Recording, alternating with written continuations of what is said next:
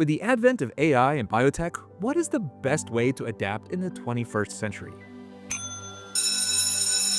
Johnny Harris recently posted a video about how the US military is successfully using roleplay in wargame simulations to make eerily accurate predictions about how international conflicts unfold.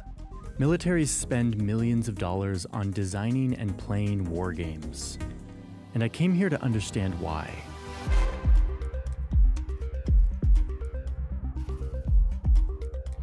This could give you the false impression that wargaming is a specialized experience accessible only to the military elites. But nothing could be further from the truth. As you can see in the video, they are only standing on a map, rolling dice, and moving counters. It's hardly more complicated than playing a game of Risk. If you have ever played Settlers of Catan, or any of the designer board games you see at any Target toy section, then you know that economics and negotiation are easy to simulate. These are very low-tech solutions that provide an entirely immersive experience to students of international politics.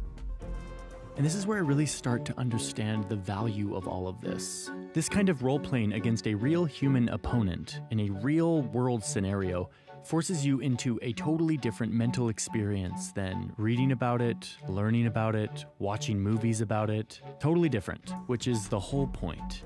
In a form of wargaming that the state calls red teaming, that took place before World War II, and once again before the Iraq War, these wargames warned world leaders of the catastrophes that were soon to come. Results that they ignored to their own regret.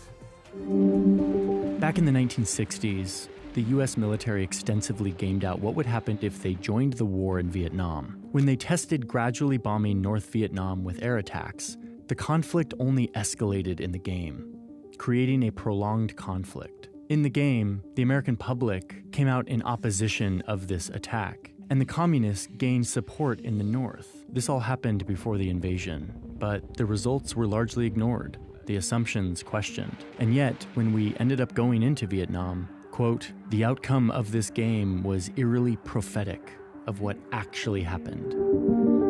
In 1999, the US military gamed out what it would look like to overthrow Saddam Hussein. They gamed out assassination, an internal coup, they gamed out what it would look like to handle infighting in the Iraqi army, and even installing their own government. Every one of these resulted in some kind of chaos. Ethnic conflict, military infighting, the breakup of the country, mass violence, rival forces bidding for power, concluding that this would create, quote, a period of widespread bloodshed and might lead to the creation of a less than desirable post-Saddam state. But a few years later, there was a new president in the White House, and he was leading a country that had just been attacked by terrorists based in Afghanistan. But George Bush and the people around him were still obsessed with overthrowing Saddam Hussein, a country away in Iraq. So they designed the most expensive game in US history, a war game that simulated a war with a made-up country. But the Secretary of Defense wanted a report on how the learnings from this game could be applied to a potential invasion of Iraq.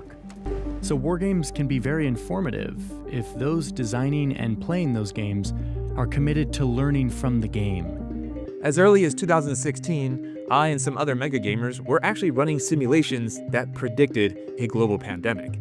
This was years before COVID-19 struck.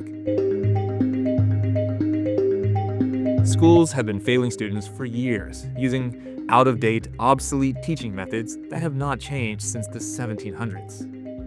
Now, with the advent of readily available AI language learning models, students are simply having AI do their obsolete assignments. So the question is, are they really learning anything at all?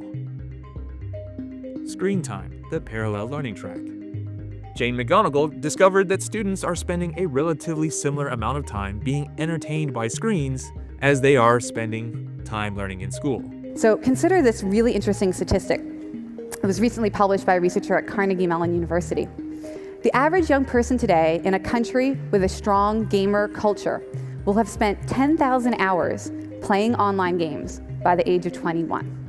Now, 10,000 hours is a really interesting number.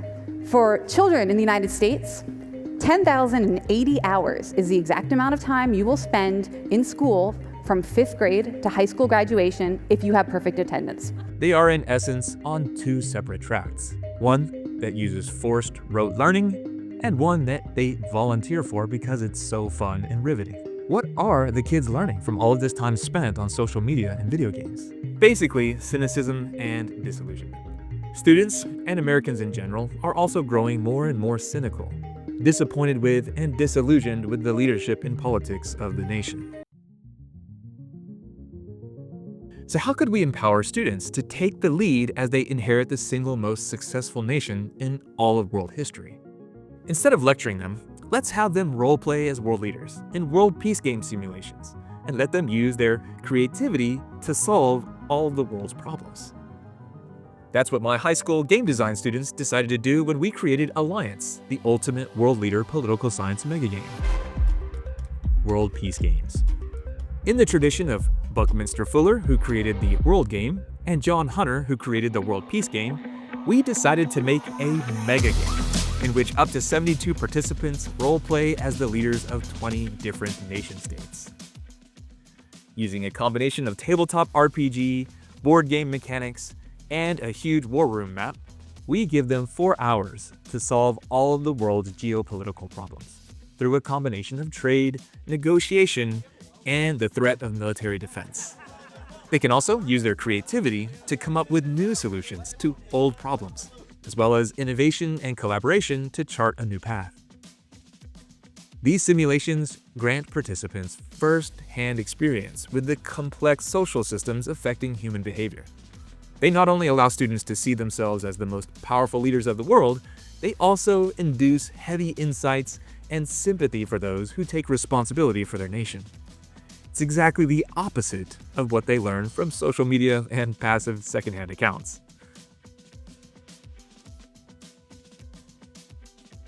To make this easy for classrooms and businesses to adapt, I even created a small print-and-play edition version for 3 players.